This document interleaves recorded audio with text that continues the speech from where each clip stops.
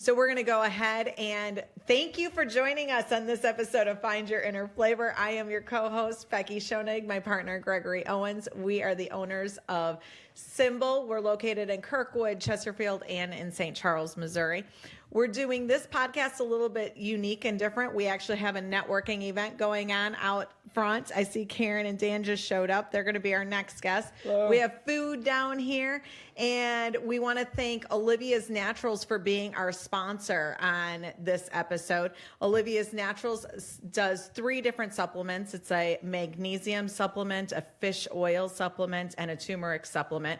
You can go to oliviasnaturals.com, and if you joined us on the previous podcast, that was Eric, one of the co-owners of that, and he talked all about those 3 products. So joining us now is Joan, the owner of Old Thyme Produce.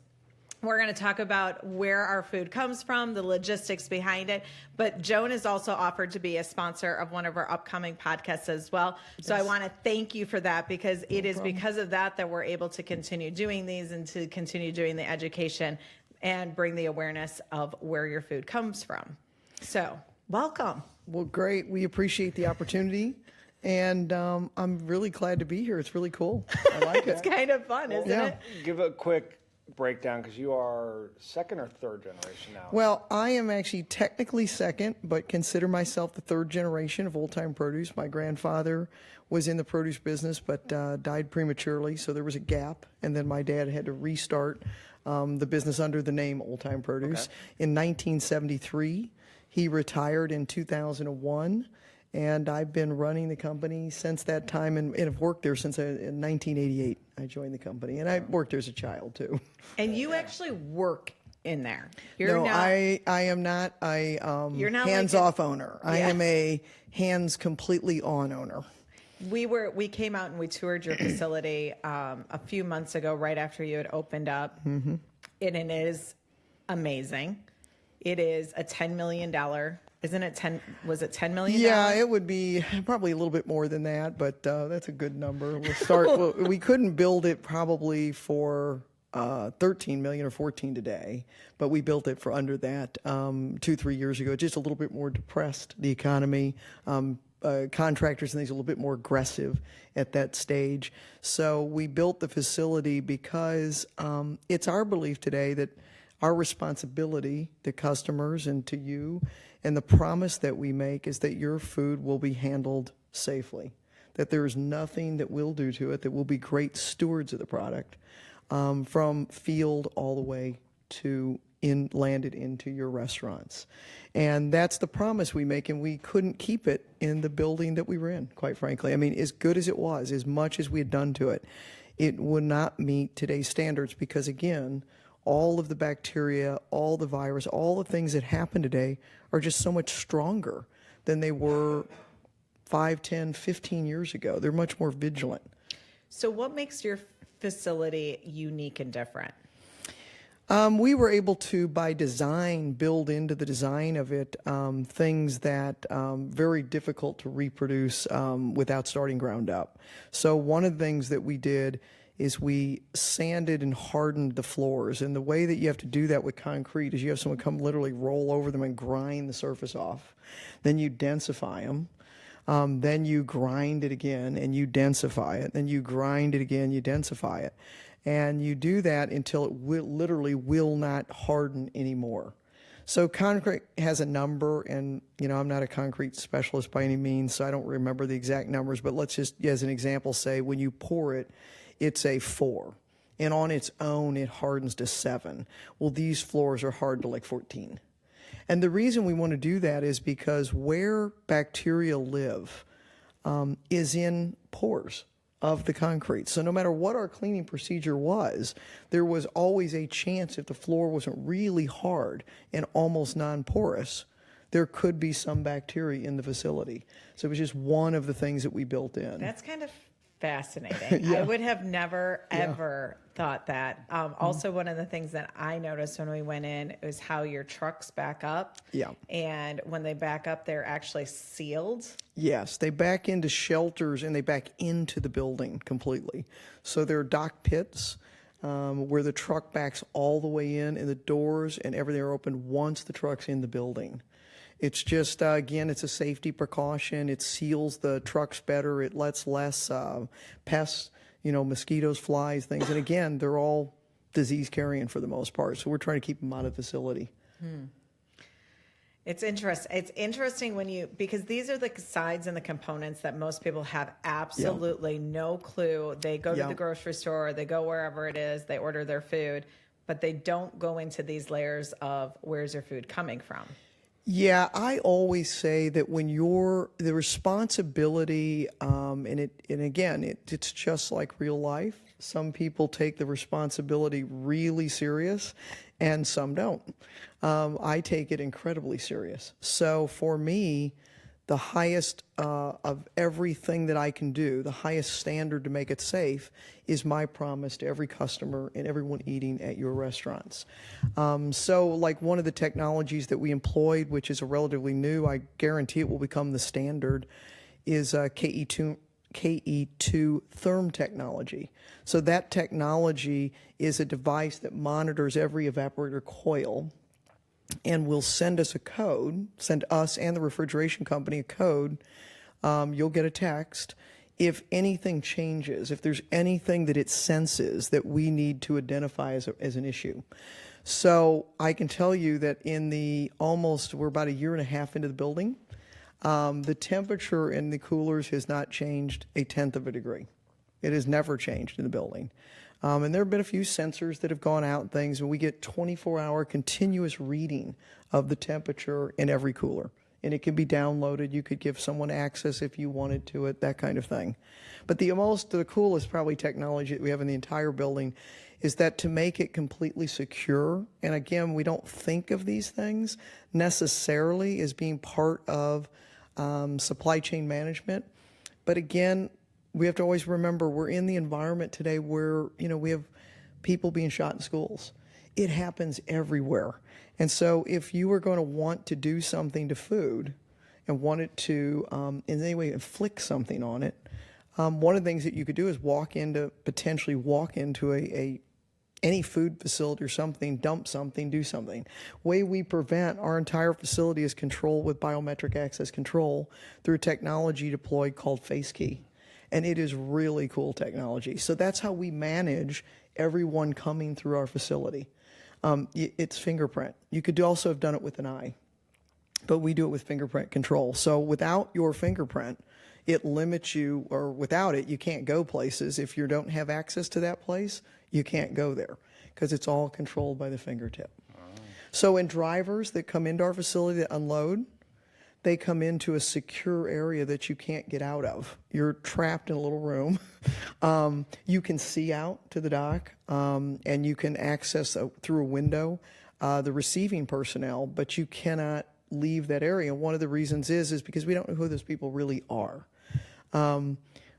We think we know them, but again, we don't know them all. I mean, there's just no way to. So we keep them away from the food. Somewhat creepy. I know. Appreciate it. I know. But again, it's built for today's environment. Well, and that sounds like the food adulterate, and we haven't heard of anything in a while. I can remember growing up. There were, wasn't it Tylenol? Well, the Tylenol scare, was a big yes. one. Going trick-or-treating. Yeah, with the things in the candy, and then you had to take it to get an X-ray. Right. I mean, and there are anecdotal stories in the food business of, disgruntled employees getting back into facilities. Yep. But on your end, a supply chain, because I'm assuming you probably supply some hospitals. We do. Schools. Nursing homes. Absolutely. Yep. A lot of compromised immune. A huge. Yeah. I mean, not giving anybody any grandiose ideas or anything, but no. And the problem is, especially with like foodborne illness, it's not like it just shows up immediately. No, there's a lot of delay. There's a lag time and delay, and then of course you've had 4 or 5 meals in between. Who knows what it was that occurred? So really, we get inspected every 6 months or more frequently. What about you guys? Do you get? Well, you just went through one, didn't you? Yes, our facility, and this is a global food safety initiative underneath that, there are various types of inspections. We get SQF. SQF is Safe Quality Food Inspection. It's a 2-day inspection. There are 300 standards. It covers everything from food defense, which would be like an accidental, so things that we could accidentally do, and largely we're controlling things that we can do to food by prevention, by separation, and then also by sanitation. So those are the 3 big primary. Right. Then you have food security, which is all of the things I've already talked to you about, which creeped out Becky. Sorry. No, it didn't. It didn't creep me out. I know. It's the reality in the world in which we live in. It's scary. You have to go to those. Yeah, because remember too that food is in the industry that we're in, because you all principally 7-day-a-week industry. So we are too. Yeah. But we're also a night industry. Right. So our operations is primarily from 5 o'clock at night till 5 in the morning. So we are operating during the day, but in a different sense, we're delivering and we're basically preparing, we're receiving and preparing for the next night, for that night at 5 o'clock. Our day really begins at 5 o'clock at night. So that starts the new cycle. Gotcha. We appreciate, and this is why we wanted you to come in, because, I mean, you would sit there and go, oh, do we really want to have a, old time inn? How interesting could it actually be of a conversation? You're talking about food and where it's stored and then coming to you.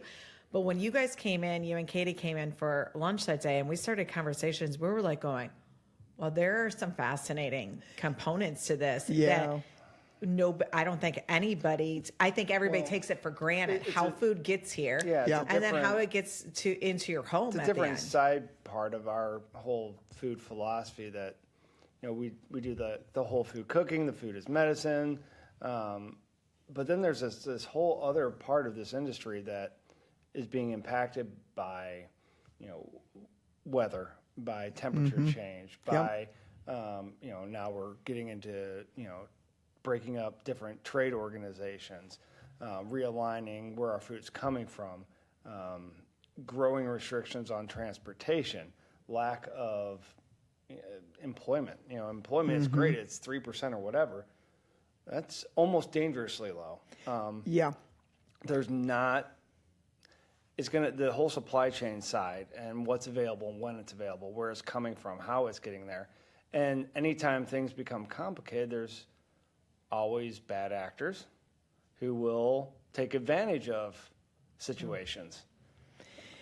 Yeah, the supply chain is complex, and you're exactly right. Most of us just take it for granted. We live in a country of plentiful, of bounty, and so we don't assume that there's a shortage or any lack thereof. Or if we went to the store and saw empty shelves, we would think, what happened? I mean, or did we suddenly land in some third world nation? The reality is, though, that there is a great deal of pressure today on the food supply system. The whole system's under pressure. It starts with labor. We've had, 2 years at least or more of immigration control talk, wall talk, those kinds of talks. The reality is the vast majority of our food is picked by people who are that come here specifically to do that work. We do not have a reservoir of Americans ready and willing to do that work. And it really isn't about price per hour. It is about conditions of that work. I mean, the reality is we are such a successful nation, we don't have to work that hard to make a living. And the reality is that living in this nation isn't the best maybe use of your time or your energies. You can be paid better doing something else. So, and you can't live that well in this country. So but yet you can come here, work for maybe 5-6 months if you're from Mexico as an example, make a living that will sustain you and your family. Right. So again, it's about sustainability. Yeah. And I talk frequently about how my philosophy is to run my own company, and I believe it is sustainability is the number one word that drives me. I want to build a company that sustains my employees, my customers, and the chain, everyone involved in the chain. We're very fair about the people who deliver to us. We're very fair about the customers that we serve, and very fair about our employees and how we treat them and the benefits that they have, because it has to be sustainable for all of us, or we're going to see issues. Right. And we will see issues. We're suffering a great freight problem right now. We have not had influx into that industry. 97% of produce is hauled on trucks. So there are fewer truck drivers. There is a great deal more regulation. There's electronic log data that has come into play that it'll be fully enforceable, I think, in 18 days. There's just great pressures. There's great cost pressures. And in other countries, they eat a lot more local and seasonally than we do. They eat what they produce in those countries, and they eat seasonally. We're not used to that. We want asparagus in January. Right, right. And you're fascinating to listen to. And I'm not going to, I sit there and I go, just how you communicate it brings you more conscious and more in alignment with why we love working with Old Time Produce. And it's been an interesting journey, because we once a year we go through our checks and balances with who it is, who our suppliers are, and Greg's always very honest and open with them. I want everybody to make money. Yep. This isn't about trying to gouge anybody, but be honest and be fair. And if we just want that kind of communication. We want that kind of relationship. And that's what we have with you guys. That's why we've gone, okay, we'll work with you, but these products are not leaving from where we get them from, because it's not just about pricing. It's about the integrity and how you run your company. It's about every single chain going down and why you choose to do it. And I think that the more and more conscious business owners can be, we're all working together to support each other. That's how it all winds up working. You were going to say. Well, I mean, that's just the beautiful story. I mean, unfortunately, it's not how it always works, but for us, that's what it's a big part of our relationship with you guys as a customer. It's what we try and do with our employees and with our own customers there in return. We're very transparent about where we get things from, what it is, what the product is. And it's nice to be able to partner with somebody that you don't have, it's just very symbiotic. So let's talk about greener fields together. Okay. Because that's one of the components that we said when we talked to Katie, we heard about greener fields together. We said, yes, we want to be a part of this movement. It's not huge in St. Louis currently with you guys. And I think it is more on that educational component of we bring in some products directly from the farmers, but we see the farmers bringing the products to us and we're going, why are you doing this when what you're good at is growing? Yeah, Greener Fields Together was really about sustainability. So it was a thought process of ProAct, and a group of ProAct is a national co-op that we've been a member of for about 20 years. And the thought process was, how can we take the concept of sustainability again and take it to local farms and ensure sort of the safety of that product and the efficiency of the movement to that product in the supply chain, so that farmers could really just farm and then had a marketplace for their products with a level of food safety guarantee to the end user. So it began, I forgot how old the initiative is, but it's actually fairly old, but we're still kind of figuring out, because again, that movement is here to stay. Number one, there is a lot of I think stops and starts to it, particularly in this market and other markets, just how to get things to market, what is the best way, how to keep the connection direct from the farmer to the restaurant and then to their end clients that are in the restaurants, and then where does the supplier like me fit in? And so what we really believe is that the supplier like us fits in by, number one, supporting them financially with a stipend to cover their food safety audits, So that gets us to, we're supplying safe product to, again, compromised immune, all kinds of things. Secondly, we have a grants program every year that farms can apply for that's gotten a huge amount in the last 2 years. We just gave out our second round of grants. I think you can get as much as, the highest one might be, boy, I wish I had a greener fields expert here, but I think it's 10 or 30,000, but there's a bunch of them. So we've had some local farmers. We had 1 or 2 local farmers win in the past. And so it's how to support that movement. So every part of every case, a portion of it goes to that grant program, and we pay for the audits as a company, as a large co-op. So it's letting them bring products to market efficiently, not increasing the carbon footprint, and then ensuring that food safety component, because again, it is an expensive program to audit. Wow. You know, for us, auditing is about a $20,000 proposition annually. Well, and I think what probably the public and most people don't understand is it would take one incident of something random and they would be gone. They would, the lawsuits would just start piling up. And you see it all over the place, and you know, I don't want to say all over the place, but it happened. I mean, we're dealing with natural product that's correct, in all sorts of environments. Countless different hands. I mean, probably, you know, a tomato picked, 50 hands at least touched that tomato. I mean, it's a complicated supply chain with a lot of steps. Yeah. And that can lead to both false positives. You know, several years back, and this is probably before the inauguration of your restaurant, we had a situation where tomatoes were implemented in a product, a Pico de Gallo product, that went to hospitals here. So you can imagine the height of the white hot spotlight that was on that. They nearly put out the tomato growers out of business. And I'm talking nationwide. There was like a halt on tomatoes. People were throwing away hundreds and thousands of pounds. It turned out to be a completely different product. Yeah. It was pepper. It was the jalapenos, wasn't it? Yeah, it was a jalapeno. I actually do remember this.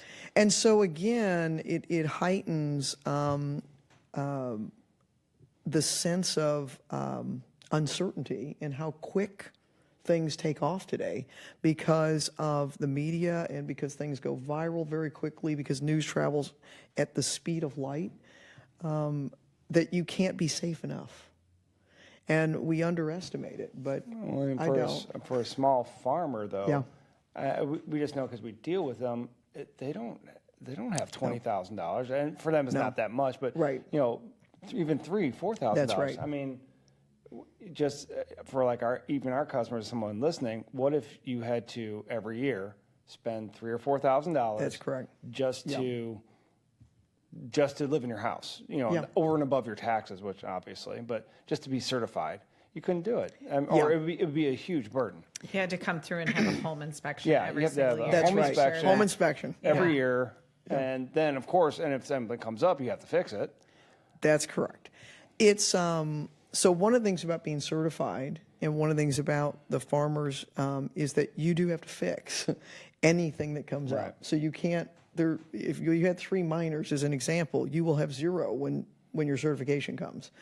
It is very similar with them, but it's also a counseling type relationship. We're trying to build the food safety over a long period of time by paying for these audits over a long period of time to help people adjust to that, to build it in. Again, as Americans, we have a very low cost of food. We don't believe that, but we do.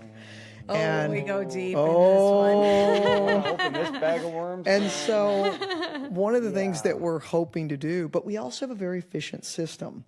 So in certain methods, but we are, by the local movement in general, creates inefficiencies that we're trying to help control that cost by, again, taking that all that extra transportation cost and things and storage.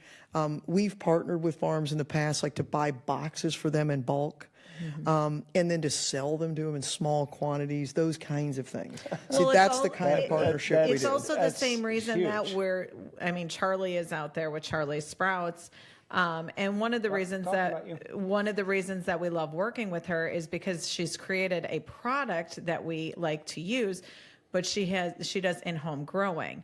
And we've kind of said, okay, she'll never, with how she grows, she will never be able to supply our needs, but yet we can sit there and say, okay, how much can you grow of this? Yeah. And we will bank on purchasing that from you. So then she has all of her needs taken care of to be able to focus on creating and developing in other areas. It's also the relationship we continue having with the farmers. The more we grow SymBowl locations and commit to purchasing from those local farmers, we can count on this. We will purchase this. And that's why we feel like this is such a huge win with bringing greener fields together into play, is because the farmers aren't even aware oftentimes. They're oftentimes looking at it going, this is going to take profits out of my family's home. Or unfortunately, they're used to the old school way of basically being very skeptical because somebody's out to screw them.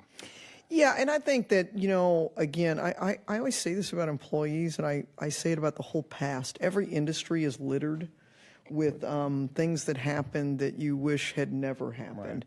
Right. I say every employee comes and someone's already, made them skeptics. And you have to have people with you a long period of time where then this is the show me state.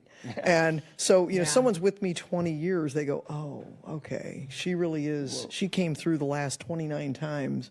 She'll come through the next 29. We very much, you know, the food business, it's rough. Yeah, it's littered with bad players. We would much rather have a newbie who totally had zero experience at this point, because there's so much bad baggage and it is hard. I mean, we from our 6 years ago, from the get-go, I wanted out of the industry because I was just drained. I was tired of the negativity, I guess. And when we opened, that we weren't going to be that way. We were going to be different. And we've had people that have come to work and sometimes they don't believe. It sounds too good to be true, or they won't change the way that they have bad habits. They have bad habits and they can't break it. Well, the interesting thing is, I'd spend a little bit of my time giving back to help women in the food industry in particular. I'm a woman. Yeah. Partial. No offense. So one of the things that I talk about is I talk about belief. And it's funny because I've always said this: you have to have people believe in you. And many times when you're a woman, you don't have instant credibility. Don't ask me why, you just don't. Especially still an old boy school. Yeah, exactly. Yeah. And so, but with people, you're going to need those people, because along the way, no matter how much you believe in yourself, things will happen that didn't go the way you thought they were going to, or whatever. You need those people to encourage you, so that when you're a little doubt creeps into your mind about what you can accomplish, they help you. They pick you up again, and then you keep moving down the road. Because you got to believe in yourself, but you have to have other people believe in you. And you're exactly right. I could take employees, and it'd be cruel to bring some of them onto the show sometime. Katie, maybe. But that have been there. She's terrified of the camera. That have been there a long period of time. And it's interesting what they'll say about they see the vision, and you don't really know if they're going to get it. Right. You're just getting up every day and doing everything you can. You don't really know if they get it. It kind of matters to you, but you got to kind of keep going. Right. But interestingly, you talk to them and they're like, oh, wow, I get it. I think a lot of it has to do with you are vested in working in there. You are a part of their community. You are a part of their culture. And when it's no different than us. I mean, we're short staffed. We're down for 4 members, for 4 full-time members. So we are in the kitchens. We're in there working. We're in there doing dishes. And it's not that we don't ever do that. Oftentimes we show up and we just do that for 15 or 20 minutes as we're making rounds. but they see you participating. I They did see you as a petition part of that it. we save tips and bought Roombas for all the little kids. I don't want to sweep anymore. So I didn't get a whole lot of feedback on that one. I think they want to keep their tips. I thought it would be great. Every place has its own little robot. But, no. Well, we always, I mean, I wish robots could, pull the orders because they wouldn't mind working in the cold. I mean, that's one. That's It is cold. pretty cold in there. I say all the time to all our employees that work during the day, I say, you need to celebrate the night, guys. Because I said, it wouldn't hurt you to bring them dinner some nights or whatever. I said, because I'll tell you something, you got to have a lot of respect for someone that gets up at probably 3:30 in the afternoon. They get to work at 5. They're working in a cold environment all night long, and they're pulling 1,000 packages a night. That's a lot of work. Yeah. And it's cold. Yeah. You And guys it's at need night. like hot tubs and saunas in there. Or That would soul make sweat. Yeah, like a nice yeah. little infrared sauna in the break room. I'm sure, it's totally fine. Exactly. So, do you have anything in the forefront? Anything that you're working on that's unique, different that you're? Well, one of the things that we're working on, and it's not, I wish it were a new idea. We thought it was our own proprietary idea. And of course, I'm reading a produce magazine one day and went, oh, they're already doing that now. Isn't that? Wow. Yeah. So we're producing a little box, and it looks kind of wooden, only it isn't. It's cardboard. And in that box, what we'll be supplying is to restaurants like what we call a seasonal market box. So it introduces you to, say, like if we carried this product, okay, we could put this in the box. Oh, yes. We love the way you're talking right now. See what I'm saying? So it has some joint properties, some synergy properties. Mm-hmm. And then we can put like a seasonal vegetable in there, maybe have a chef do a recipe for us, put that in there and all the ingredients, that kind of concept.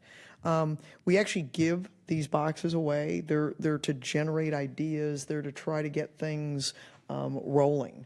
And so that's kind of, we buy the products that go in it, but then separate them into quantities that you typically would be lesser than what you'd, buy. There's like one of enough to make everything. So it's like your own little meal delivery kit. Yeah, it's a little market kit. So there's something that we're working on to launch this summer, and I'm wondering if we can partner with you on this product. Yeah, you know about it, but we haven't talked about it a whole lot.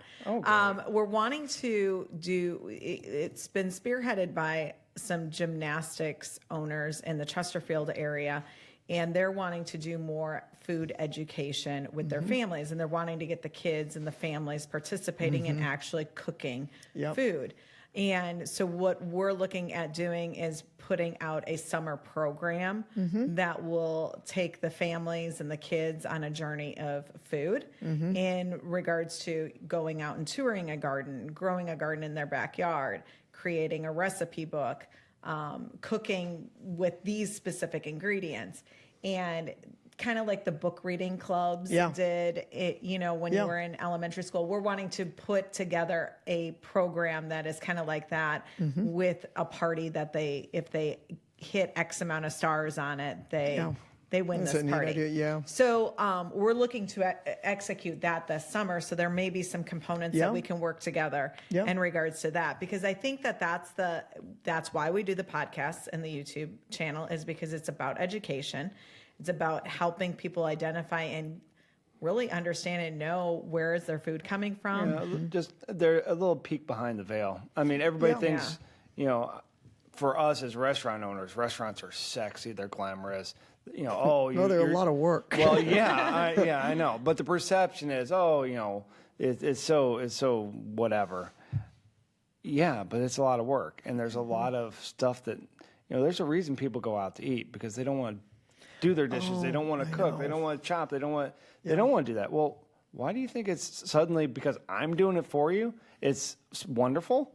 I mean, no, it's a lot of work. And then there's the whole ordering and the logistics side of it, because we're not in a position to say, oh no, we're out of this and this and this and this because we just got we didn't get enough in, or it came late.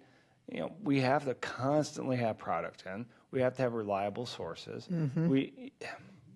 It's a lot more, and kind of what you were talking about, and then the quantities. It's the fruit and the produce side is really easy for me. What is challenging a lot is, like you said something about boxes. People don't realize how much of stuff you have to buy sometimes. Yeah. It drives me nuts. I know. Claire isn't here, but I can yell at my Kirkwood location. We got straws in, and I hate it when straws get delivered. For some stupid reason, straws come in a 70 package case. So we have it's like 30,000 straws or something. I keep seeing the no straw movement, and I want to see how we can do it. Hey, that's actually going on. Are kind of the devil. It's actually going on. I worked at the zoo once upon a time, and they have no straws. No obviously. straws. Yeah. And I was like, can we pull this one off and get rid of these damn straws? Because how long is this case of straws going to sit there on the shelf? Yeah, one of the things that we do, and that is exactly right. That's what the concept was with the boxes for farms. That we would buy them. We have a giant warehouse. We'd store them. If you want me to, I'll store the straws, and I'll break them into tiny boxes and bring them to you. When we get our sauces co-packed and we need a facility, that's when we might be. Well, we might have to pick the sauces up for you, and that's fine. We can do that. Well, and that's one of the things that our sauces are one thing. Trying to find the co-packer to facilitate the product from whole food ingredients. I will say that was also a nice little tie-in, finding out that you really... Yep. That was kind of cool. Well, so one of the things, I guess, if I had to say what business am I in, I mean, I certainly am in the business of supplying whole, fresh foods. But I think what the business that we're really in is providing those solutions, those connections for clients. How do we make something happen? And we had, like I think I talked to you guys about how we had a client come to us and they needed a fresh protein. It was specifically chicken. They needed a solution, and they needed multiple days delivery. And I got into the fresh chicken business because of that. I'm not in the fresh chicken business per se. I mean, I might be, but I certainly am for this group of clients because that's what they needed. Mm-hmm. So we try to find all of those things that are painful. And there is a lot of painful things when you're trying to supply a restaurant with everything they need. Right. And so where can we help them? And I know Katie called us the other day going, who do you know that makes local almond butter? I need to get you that number. And I'm like, and I'm sitting there going, I don't know, almonds aren't local, but there's probably something. And Greg actually but that's the relationships. Yeah. That is the relationships that we're all building. For us, it's our customers, and for us, we're your customers. Yeah. And there's a lot of these components that nobody understands or gets. That's in the how does your product get from point A to point B, and then even how does it get packaged? What are all of those moving components to having that done? Yes, how can we help you be successful? We completely get, like as an example, fill rates, always having product. I mean, people don't take things often on their menus generally. They're there. Right. So they have to be supplied, even if it's seasonally or whatever it is. You can't go into your place and, we don't have zucchini noodles today. The zucchini just didn't arrive. I mean, that doesn't work. Right. Gee, my chefy part would love to just say, no. Yeah, I know. I don't have it. But our job is to make sure that clients come there and they are completely happy. They're over the top. So whatever part we have to do, whatever it is, whether it's supply the straws or go get the sauce or whatever, that's the business that we're actually in, is making customers successful. As we feel that your success will ultimately be our success. And that's what we're banking on. I think with that, we're going to go ahead and wrap this episode up. Joan, thank you for joining us on this episode of Find Your Inner Flavor. I think this was one of the most... Well, hopefully everybody has a little glimpse into... enough to start maybe asking some questions about where and how their food is gotten, where they get it from, how it's handled, and just what it does take to make sure it's safe. Yeah. Well, I always tell people I could especially talk for days about, because this is like my baby. And but I appreciate the opportunity. I'd love to have you and Tessa Greenspan in here. Oh my goodness, together that'd be one great. time. Yeah. I think that would be a might be a A girls only. That's right. That's a girls only We're episode. going to take your mic. I was going to say, I get So pushed we to the want side to on that want to one. thank you for joining us. It is awesome and amazing to look out here and see all of the people that have joined us today at the Gaslight. This episode or these podcast recordings, we're doing a little bit unique and different. We're actually doing some connecting and networking out there while they're having some drinks, thanks to Blue Kombucha. We've brought in food from SymBowl featuring our no tomato pasta sauce and our no tomato barbecue sauce. You can go and participate in our crowdfund on Indiegogo under Find Your Inner Flavor. We encourage you to. We ask you to. It is extremely important that we get these autoimmune protocol products out, not just to the St. Louis market, but to everybody. And that is one of the moving pieces in all of this.